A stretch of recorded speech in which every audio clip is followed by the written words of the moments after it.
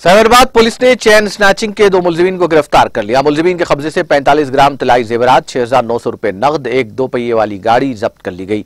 Madhapur DCP शिल्पावली ने बताया कि हमलावर ने कनक लक्ष्मी नामी खातून के गले में जंजीर खींचने की कोशिश की, जो रामचंद्रपुरम पुलिस स्टेशन के तहत BHL के इलाके से गुजर रही थी।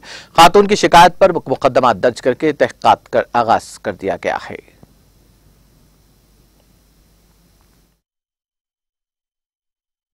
తాకట్టులో ఉన్న కొన్ని వస్తువులు అని చెప్పి దానికోసం డబ్బుల కోసం అని చెప్పి ఈ అఫెన్స్ చేయడం జరిగింది। మనం వాళ్ళ దగ్గర నుంచి ఒక gold chain, black beads chain, net cash 6,900 and unicorn bike కూడా రికవర్ చేయడం జరిగింది।